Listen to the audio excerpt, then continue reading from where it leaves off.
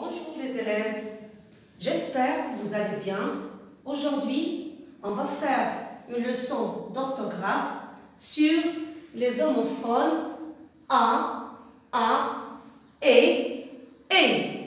Alors, soyez attentifs et lisons ensemble le corpus. Leila a une jolie robe. Ils vont à l'école. Samy est content.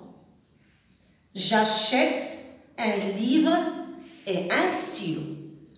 Alors, commençons par les deux premières phrases. Je répète la lecture.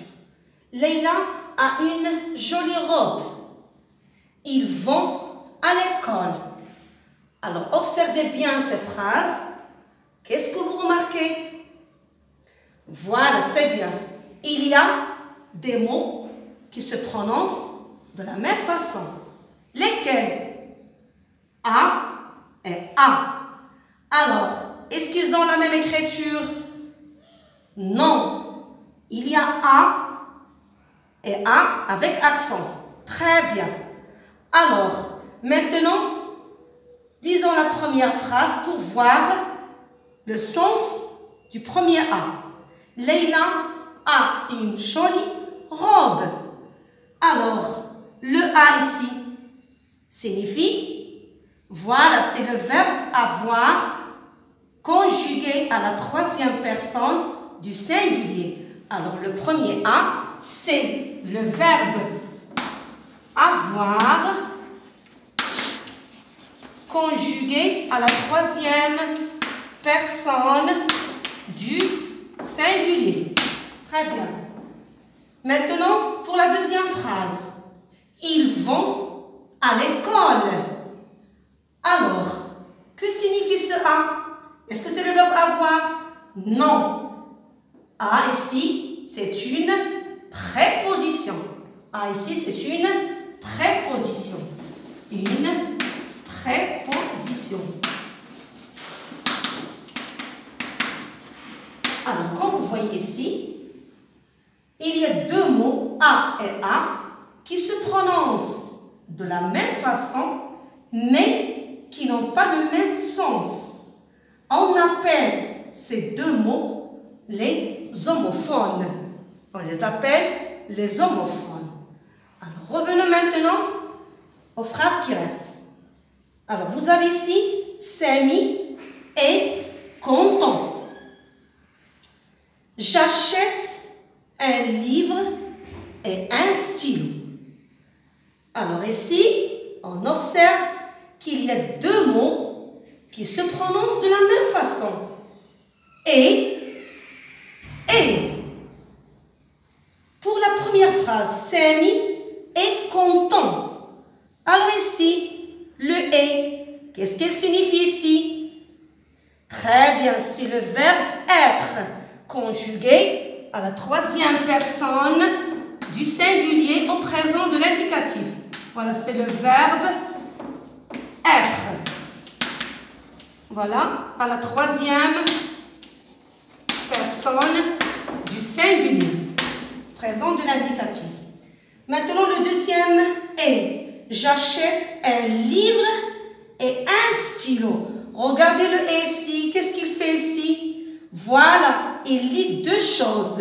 Deux noms, un livre et un stylo. C'est un mot de liaison ou bien une conjonction. Une conjonction.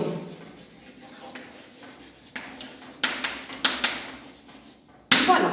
Alors, comme vous voyez ici, il y a deux mots qui se prononcent de la même façon, mais qui n'ont pas le même sens. On appelle aussi ces mots les homophones. Les homophones. Alors, on récapitule. Les homophones sont des mots qui se prononcent de la même façon, mais qui n'ont pas le même sens.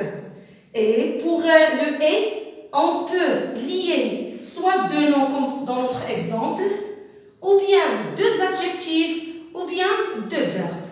Et voilà, pour bien comprendre, on passe à un exercice d'application.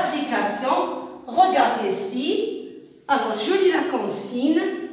Complète les phrases avec les homophones a, et.